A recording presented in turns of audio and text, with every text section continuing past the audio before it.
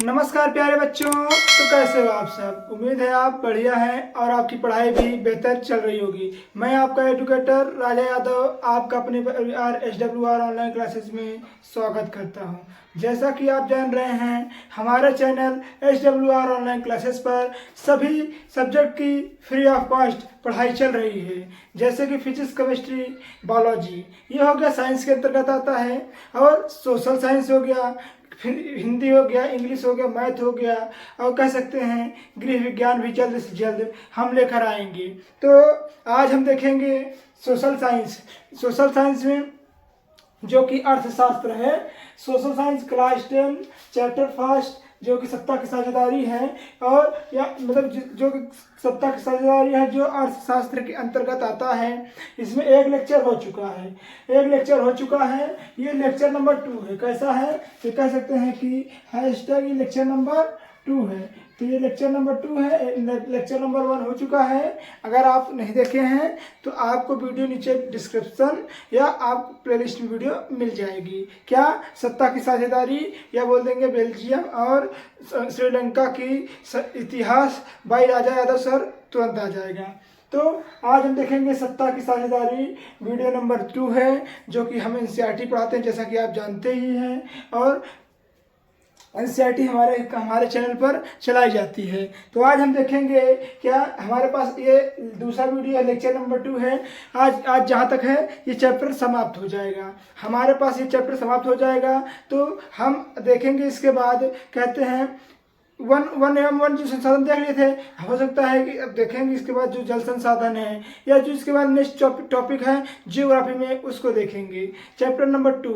तो आइए देखते हैं चैप्टर नंबर 1 सत्ता की साझेदारी का लेक्चर नंबर 2 क्या है। जहाँ तक है आज यह वीडियो खत्म हो जाएगा, आज यह चैप्टर खत्म हो जाएगा। तो आइए देखते हैं पहला पॉइंट क्या है। पहला पॉइंट है बेल्जियम की समझदारी, अर्थात हम कह सकते हैं बेल्जियम ने क्या क्या समझदारी की जिससे कि उसका राष्ट्र बच पाया, उसका राष्ट्र मतलब कह सकते हैं बिगड़ नहीं सका, अर्थात बट नहीं सका। जैसे कि वहाँ के लोग कहते थे कि यहाँ पर मतलब कि भाषा के आधार पर देश का बंटवारा किया जाए, परंतु बेल्जियम ने एक समझदारी दिखाई, और क्या किया? समझदारी दिखाई और अपने देश को एकजुट करके रखे रहा। आइए देखते हैं क्या उसकी समझदारी रही, उसने क्या किया अपने देश के लिए, जो उसका देश विभिन्न खंडों में नहीं बंट पाया। आइए देखते हैं। तो बेल्जियम की समझदारी में कहता है सन 1970 और 1993, सर कह सकते हैं 1970 से 1993 के बीच बेल्जियम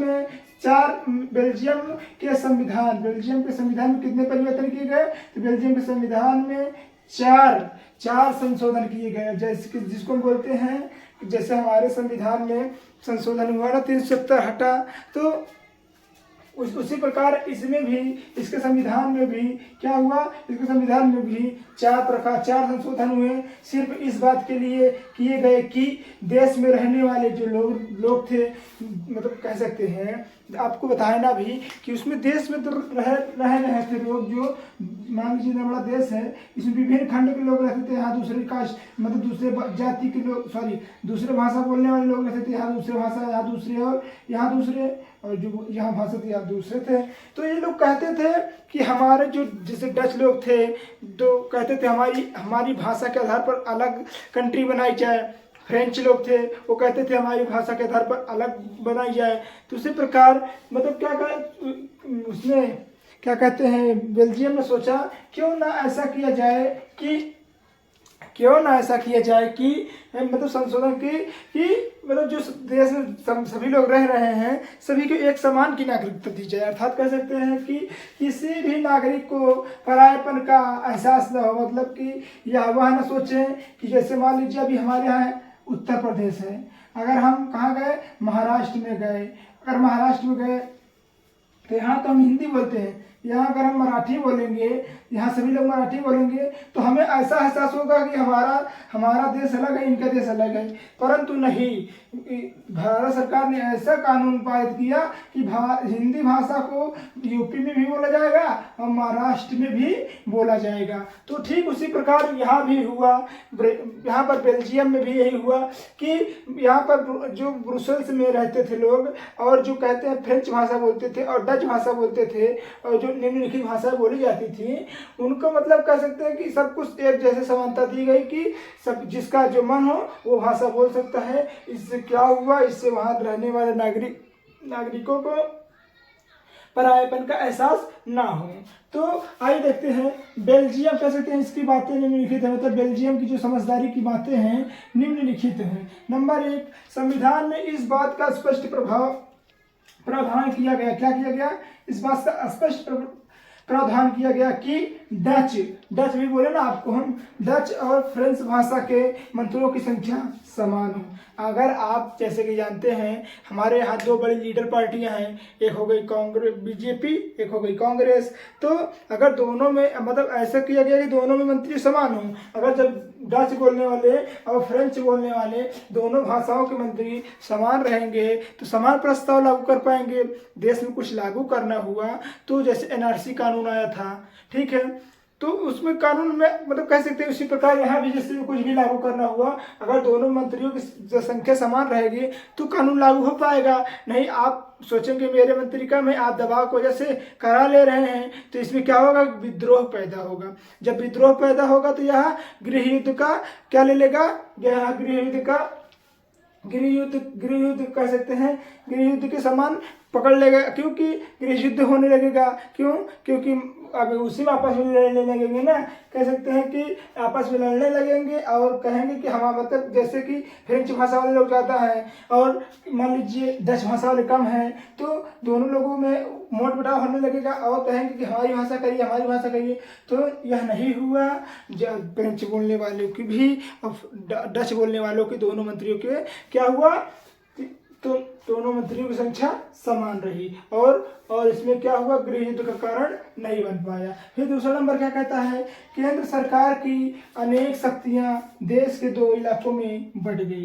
अर्थात कह सकते हैं केंद्र सरकार की 2 शक्तियां थी, मतलब कह सकते हैं कि केंद्र सरकार ने ऐसा किया कि वहाँ पर राज्य बना दिए और केंद्र बना दिए। जब राज्य बना दिए तो राज्य में होने वाली जो, आप खुद ही सोचिए, अगर यूपी में कुछ हो रहा है तो यूपी में कुछ हो रहा है तो इसको भारत सरकार क्यों देखेगी भाई, यूपी में जो हो रहा है यूपी सरकार तो ही देखेगी पहले। जब यूपी सरकार से नहीं हो पाएगा तभी तो भारत सरकार इसे देखेगी। ठीक उसी प्रकार जैसे हम मतलब कह सकते हैं कि दूसरा पॉइंट है, केंद्र सरकार ने अनेक शक्तियों को 2 भागों में बांट दिया। हमने बताया ना, एक राज्य सरकार और एक केंद्र सरकार। नंबर 3 का कह रहा है कि ब्रुसेल्स है, ब्रुसेल्स क्या है, ब्रुसेल्स जो है ये बेल्जियम की राजधानी है। कैपिटल ऑफ बेल्जियम कौन सा है, ब्रुसेल्स। तो ब्रुसेल्स में अलग सरकार गठित की गई है। अर्थात कह सकते हैं जैसा कि आप ही जानते हैं राज्य में अलग सरकारें होती हैं और केंद्र में अलग सरकारें होती हैं और दोनों समुदायों का समान अधिकार मिला। अर्थात कह सकते हैं जो डच वाले लोग थे और फ्रेंच वाले लोग थे, ये 2 प्रकार के समुदाय के लोग थे और जो 2 समुदाय के लोग थे इनको दोनों को समान अधिकार मिला। मतलब कह सकते हैं कि दोनों में कोई भेदभाव नहीं किया गया। चौथा पॉइंट क्या कह रहा है, सत्ता की साझेदारी क्यों जरूरी है, आइए देखते हैं। तो सत्ता की साझेदारी के मुख्यतः निम्नलिखित कारण हैं जो कि इस प्रकार हैं। आप ऐसे लिखना बोर्ड एग्जाम में, जैसे मैं बोल रहा हूँ कि सत्ता की साझेदारी के मुख्यतः निम्नलिखित कारण है जो कि इस प्रकार है। जैसे सत्ता का बंटवारा ठीक है क्योंकि विभिन्न समूहों में सामाजिक टकराव कम हो जाएगा। जैसे कि आप जान रहे हैं अगर सत्ता एक जैसे शेख हसीना हो गई तो उनके हाथ में लगभग 10 से 15 साल से क्या था, ये सत्ता थी। तो सत्ता मतलब एक हाथ में थी, यही कारण है कि वह गृह युद्ध का कारण बन गया। तो अगर सत्ता का बंटवारा हो जाएगा, अर्थात कह सकते हैं कि 5 साल आप सत्ता में रहिए, 5 साल दूसरी पार्टियों को मौका दीजिए, तो 5 साल दूसरी पार्टियों को मौका दीजिए, तो इससे क्या रहेगा, इससे तनाव नहीं बढ़ेगा। अर्थात कह सकते हैं कि सत्ता में सही मतलब नियमितता बनी रहेगी, और क्योंकि विभिन्न समूहों में सामाजिक टकराव कम होगा। और क्या कह रहा है नेक्स्ट पॉइंट, सत्ता की साझेदारी ही लोकतंत्र की आत्मा कहलाता है। जैसा कि आप जानते हैं, अगर निम्नलिखित मतलब विभिन्न पार्टियां मिलकर न बने तो सत्ता चलाना बहुत ही मुश्किल हो जाएगा, एक लोगों के बस में नहीं है। तो नेक्स्ट पॉइंट क्या कह रहा है, लोकतंत्र का मतलब ही होता है कि लोग क्या करें, शासन व्यवस्था के अंतर्गत है। मतलब कह सकते हैं लोकतंत्र का मतलब ही ऐसा है कि जो लोग हैं वो शासन व्यवस्था के अंतर्गत हैं, और उनके बीच सत्ता का कोई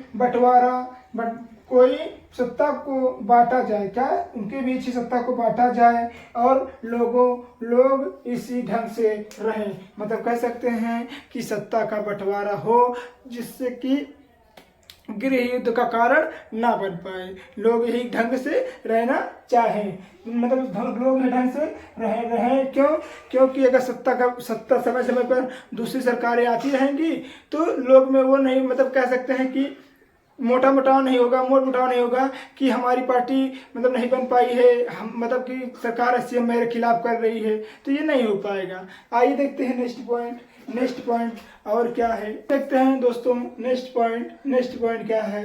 तो नेक्स्ट पॉइंट है हमारा सामुदायिक सरकार किसे कहते हैं, आइए देखते हैं। तो कह सकते हैं सामुदायिक सरकार उसे कहते हैं एक ऐसी सरकार जो एक समुदाय अर्थात कह सकते हैं, मान लीजिए कोई एरिया है और इसमें कोई एक समुदाय रह रहा है, ठीक है, एक समुदाय रह रहा है, एक समुदाय यह समुदाय मिलकर एक नई सरकार बनाता है, क्या बनाता है, एक नई सरकार बनाता है। तो यह कैसी सरकार होगी, तो यह एक सामुदायिक सरकार हो जाएगी, ठीक है। इस प्रकार सामुदायिक सरकार है। आइए देखते हैं, यह एक ऐसी सरकार जो एक समुदाय द्वारा चुनी जाती है। कहना आपको, मान लीजिए यहाँ पर कोई समुदाय कोई जाति रह रही है जिसके द्वारा एक सरकार का चुनाव किया जाता है, वही क्या कहलाता है, तो इस सरकार को ही संस्कृति, भाषा और शिक्षा के आधार पर चुनते हैं, तो जैसे कि मामलों का फैसला लेने का अधिकार हो। अर्थात कह सकते हैं कि वहाँ की संस्कृति, वहाँ की भाषा, वहाँ का कल्चर, वहाँ की शिक्षा, ये सब क्या हो, तो इसके आधार पर ही वहाँ के सामुदायिक लोग ही एक नए सरकार का चुनाव करते हैं, जिसे ही हम क्या कहते हैं, सामुदायिक सरकार कहते हैं। उम्मीद है दोस्तों आपको वीडियो अच्छी लग रही होगी। अगर आपको वीडियो अच्छी लग रही है तो प्लीज़ वीडियो को लाइक कर दीजिए। अगर आप इस चैनल पर नए हों तो प्लीज़ चैनल को सब्सक्राइब कर दीजिए। आइए देखते हैं नेक्स्ट पॉइंट, लोकतंत्र का मूल मंत्र क्या है, तो आइए हम देखते हैं। सत्ता की साझेदारी ही लोकतंत्र का मूल मंत्र है। मूल मंत्र क्या है, तो हम कहेंगे कि जो सत्ता की साझेदारी है वही ही क्या है, वही ही लोकतंत्र का मूल मंत्र है। नंबर 3 क्या है, तो कह रहा है भारत सरकार का चुनाव कैसे होता है। तो जैसा कि हम जानते ही हैं, भारत सरकार का चुनाव अगर हम जब अपना मत देते हैं, जाकर अपना मत जिस सरकार को देंगे तो हमारे द्वारा एक नई सरकार चुन कर आएगी, वही सरकार को आगे चलाएगी। तो यही क्या कहती है, भारत सरकार। अर्थात हम कह सकते हैं कि पार्टियां खड़ी होती हैं अपने अपने सीटों पर और भारतीयों द्वारा मतदान किया जाता है, और मतदान का जब रिजल्ट निकल कर आता है तो एक नई सरकार का गठन होता है। जब नई सरकार का गठन होता है तो वही सरकार ही क्या चलाती है, सरकार चलाती है, वही क्या कहते हैं, भारत सरकार। अर्थात हम कह सकते हैं भारत में नागरिक मतलब जो लोग भारत में भारतवासी हैं, भारत की नागरिकता उन्हें प्राप्त है, सीधे मताधिकार करके यानी वोट दे के चुना जाता है। अर्थात वोट देते हैं और एक नई सरकार की मतलब कह सकते हैं नई पार्टी आती है, जीत कर आती है, वही क्या बनाती है, सरकार बनाती है। तो भारत में ऐसे ही सरकार चलाया जाता है। भारत सत्ता की साझेदारी के दो कारण बताइए। तो आपसे क्वेश्चन पूछ लेगा, जैसे मान लीजिए आपकी 2024 और 25 यूपी बोर्ड में 2 नंबर में मान लीजिए एनालाइज करिए, क्वेश्चन आ गया है कि सत्ता की साझेदारी के प्रमुख 2 कारण बताइए, उदाहरण देते हुए समझाइए। तो आप क्या देंगे, तो आप बस यही लिख देंगे कि सत्ता की साझेदारी के 2 कारण निम्नवत हैं, जैसे कि नंबर 1 समझदारी भरा कारण। ऐसा कारण नंबर 1 समझदारी भरा कारण। नंबर 2 क्या है, नैतिक कारण। मतलब कह सकते हैं कि हम लिख देंगे कि सत्ता के साथ साझेदारी के निम्नवत महज 2 ही कारण है। नंबर 1 समझदारी भरा हुआ कारण, नंबर 2 नैतिक कारण। आइए देखते हैं तीसरा गृह युद्ध क्या है। तो हम कह सकते हैं गृह युद्ध किसे कहते हैं, तो जिस देश में सरकार, मतलब जैसे सरकार, अभी देखिए अभी हम आपको बताते हैं गृह युद्ध का मेन कारण। देखिए वहाँ पर बांग्लादेश में सरकार चल रही थी शेख हसीना की, तो उसमें लोग, मतलब एक पार्टी चल रही थी, परंतु 2 समुदाय के लोग, या कह सकते हैं कि समुदाय के लोग आपस में ही भिड़ गए, अर्थात कह सकते हैं कि सरकार को ही गिराने में लग गए। तो वहाँ पर क्या हुआ, तो वहाँ पर गृह युद्ध हो गया। तो उसे ही क्या कहते हैं, गृह युद्ध कहते हैं। तो शेख हसीना का तख्ता पलट हो गया और उनकी सरकार गिर गई। जब सरकार गिर गई तो दूसरी सरकार का गठन हुआ, उसे ही क्या कहते हैं, गृह युद्ध। अर्थात कह सकते हैं जिस देश में सरकार विरोधी समूहों की हिंसक लड़ाई ऐसा रूप ले ले कि जो हिंसक लड़ाई चल रही है ऐसा रूप ले ले कि वह गृह युद्ध का कारण बन जाती है, उसे ही हम क्या कहते हैं बच्चों, उसे ही हम गृह युद्ध कहते हैं। आपको नहीं समझ में आया होगा तो फिर से बता दे रहे हैं कि जिस देश में सरकार विरोधी, अर्थात कहते हैं सरकार के विरोध में रहने वाले लोग क्या करें, विरोध में रहने वाले लोग उस सरकार का विरोध करें, और वही विरोध एक हिंसक लड़ाई के रूप में क्या ले ले, हिंसक लड़ाई का रूप ले ले, तो वही क्या कहलाता है, गृह युद्ध कहलाता है। नंबर तीसरा क्या है, एथनिक, या कहते हैं जाति किसे कहते हैं, तो ऐसा सामाजिक विभाजन जिसमें हर समूह अपनी अपनी संस्कृति और अलग अलग मानते हैं, या साझी संस्कृति जाति विभाजन कहती है।